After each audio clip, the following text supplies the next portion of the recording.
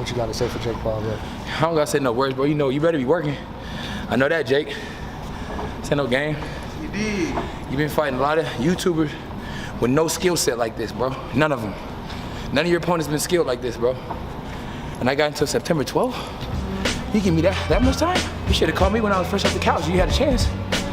Feel me? Sorry, Jake. I gotta do this for the culture, bro. Bruh.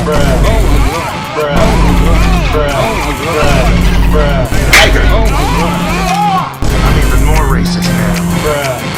Now I'm way beyond racist. Bruh.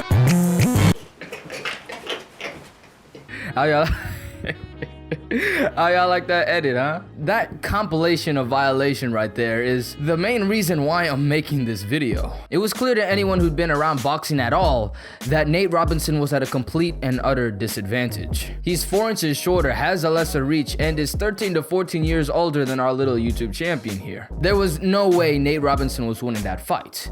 And the big issue about that was that he had people believing that he could, me included. The pros for Nate Robinson's case on paper to the uneducated were overwhelming. At 5'9", he joined the elite ranks of the National Basketball Association, a feat difficult enough for an athlete at the average height of 6'7" and nearly impossible for anyone under 6 foot. But Nate made a career out of himself, 11 years in the league, playing for multiple franchises and bringing memorable moments to each one. And the way that he did that, the way that he carved out his career was with an attribute that's dangerously conflated: athleticism. When one joins the ranks of a professional sports league, they're instantly placed in a realm physically that is one and completely separate from the rest of the population. As a professional athlete, you specialize in athletic activities. Therefore, you should be far better than most all non-professional athletes at most all athletic activities. That standard is doubled, perhaps even tripled, when an athlete in a professional sports league is known for their athleticism. It shows that even in an arena of the world's greatest, your athleticism still stands out.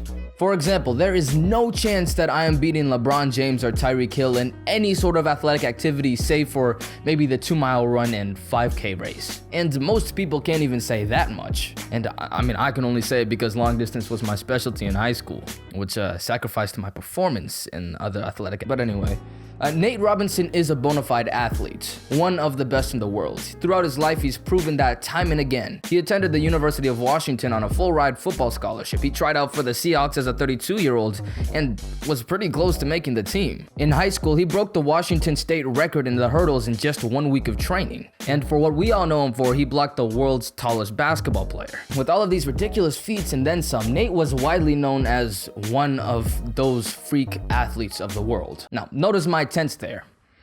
I didn't say is, I said was. Because what happened in that ring on November 28th, 2020 stripped nearly all of that prestige away. As a former member of the 100th percentile in athletics, a demon among demons, Nate Robinson made a fatal move.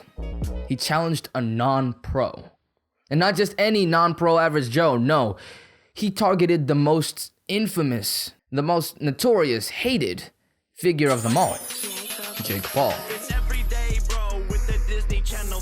Jake and Logan Paul are some of the internet's most infamous figures. Known for controversial and what many would consider cringy content, they've become clouded in a way that rubs them with the most famous people on the planet. I mean, Logan Paul was on ABC News. Logan Paul was on ABC News. That's on like reserved for like presidents and prime ministers and stuff. What are you doing there, coach? They're raucous, they're radical, and ready for anything coming their way. With all of those elements coming together, plus a lifelong love of boxing and 2 UK-based YouTube brothers, they became the internet's most famous boxing duo. The first Logan and KSI fight was the biggest of the year, and it was enough to sell out Manchester Arena. Now, in my mind, I thought that Jake Paul was the understudy. I wasn't acquainted really with the Paul brothers, so I thought that he wasn't really able to draw attention. He wasn't like as good as a boxer, etc., etc. There wasn't any way in my mind, really, that any Jake Paul fight could reach the levels of Logan Paul and KSI.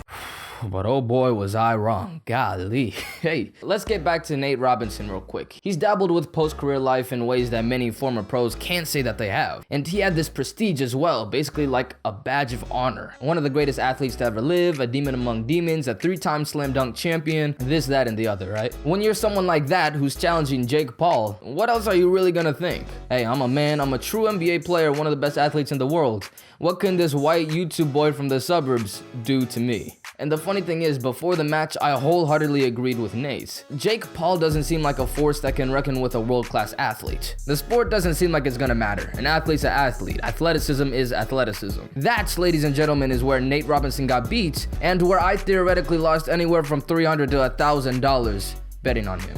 Athleticism is not athleticism in all areas. I mean, I'm not a world-class athlete, but give me a few weeks of training and I'm beating 85 to 95% of NBA and NFL athletes in a 5K race. And to bring that down to earth a little bit, I was a varsity athlete, but I couldn't have gone to the varsity team on football or soccer with just like a month of training and expect it to translate over. Well, I hate to say it, that's basically what Nate Robinson did. Boxing is an incredibly technical and difficult sport. While I claim to have no experience in the field, we all saw that day where athletic ability takes you. Nate trained for 4 months and Jake Paul trained for over 2 to 3 years. When you include the weight, the height, the reach, and the age difference, then you have yourself a declared victor before they even step into the ring.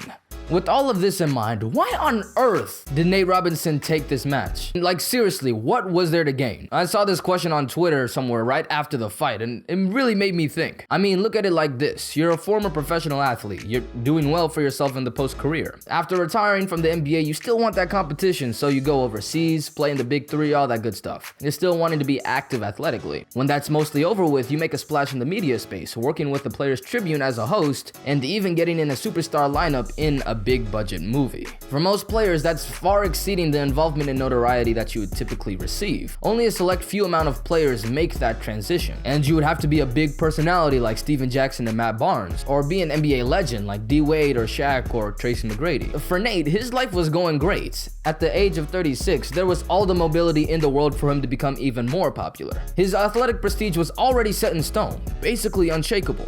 All he had to do was keep being himself and continue to gain support. But to call out the most infamous, hated, non-athlete celebrity in the world? You know, it's like a bully. You're just calling out people that you know you can beat.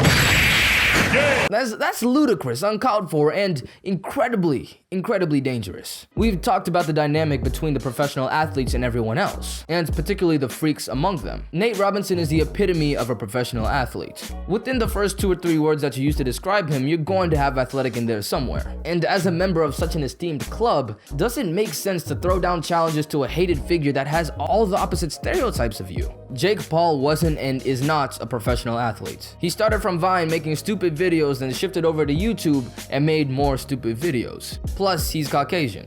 A white YouTube boy against one of the premier athletes of the world? The only way that makes sense if you're the athlete is that if you have a guaranteed victory. Because losing just simply isn't an option here. If a pro athlete loses to a YouTuber, then the floodgates are open to question that athlete's credibility. Nate Robinson is still better than 99.9999% of the world when it comes to strength, speed, and explosiveness. But he'll never be treated like that again. When you look at all the circumstances that brought this together, it really doesn't make any sense. Nate Robinson first called out Jake Paul after Jake Paul had beaten KSI affiliate Gibby, who's another YouTuber. Apparently this rubs Nate the wrong way. In an interview, he said that he wanted to prove himself as an athlete. I just want to prove and show people that I'm, one of the greatest athletes to ever walk the earth. But again, it makes no sense. If you want to prove yourself as an athlete, why would you choose to go against Jake Paul, a notorious non-athlete? That doesn't prove anything. It will just be expected. Listen, I low-key knew that it was a smokescreen from the start, but this quote just completely confirmed it for me. Nate Robinson saw this as an opportunity to skyrocket his relevance. The Paul brothers in boxing command a massive amount of attention, more than anything that he could generate himself. Jake Paul knew this, and he called him out on it. After I whoop your ass, I'm like a doctor with the shock paddles reviving your career. There isn't much intrigue outside the YouTube community when YouTubers fight, and that's for the right reasons. In the end, they're two video creators taking on a sport that far more athletically gifted people give a lot more time and dedication to. YouTubers are only interesting for the core YouTube audience. But then when you put a professional athlete with the reputation of Nate Robinson in the mix, all of that changes. Now you don't only just have the YouTube community, but also those who are on the fringes, the people who only know Jake Paul in passing. I mean, it's an unprecedented scenario. You got one of the best athletes on earth versus an infamous bratty snotty YouTube kid. And then that's the undercard to two of the best boxers to ever live. It's like such a weird, unique vacuum that is so compelling that you have no choice but to be sucked in by it. Pause. All of a sudden, now you've got Snoop Dogg commentating on the match. and Stephen A. and Shannon Sharpe on Fox and ESPN talking about it the next day. And with an audience like that, let me say this again. Losing is not an option. You have young kids to grown men to teenagers and everyone in between watching this match or paying attention to it in some way. The height of your popularity was some 7+ years ago. Many people, including myself, don't remember Nate Robinson the player, and that's a very dangerous thing. To do something that becomes the new height of your career, it shouldn't ever be for the wrong reasons. Think Paul Pierce. His take on D-Wade's career and his wheelchair story essentially lost him all his credibility as one of the top 10 NBA players for a very long time. His Hall of Fame career was invalidated in many people's eyes because he became a meme. Now, imagine Nate Robinson. He isn't a Hall of Fame player. He isn't on big name ESPN or anything yet. He definitely had a reputation, but again, that all hinged on that athleticism aspect. And for those reasons, there was almost nothing that he could do that was worse for his career than get knocked out by Jake Paul. Thanks for watching. Make sure to subscribe for weekly videos and If we look at all the Google searches for Nate Robinson in the past 5 years, the week of November 28th to December 5th was by far the most that he's been searched up for. A lot of these young people and barely acquainted fans are solely going to remember him for this. Again, that's dangerous. This whole ordeal, which was just really a reckless grab for quick fame, ended up backfiring bad. Nate Robinson to the masses will not be known as an athlete anymore. Nah. He'll be known as a meme. And it'll take him a long time, probably even years, for him to bounce back. Nate, we're praying for you. Alright, y'all. Hey, listen, y'all know how I knew this was bad? The day after the fight, my sister came up and asked me, do you know who Nate Robinson is? Because she knows I watch like NBA and all that stuff, right?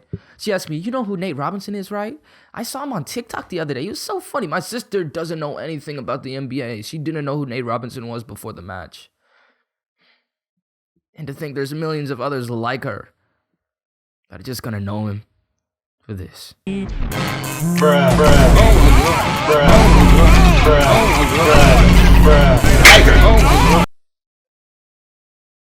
I'm sorry, Nate. I'm sorry, bro.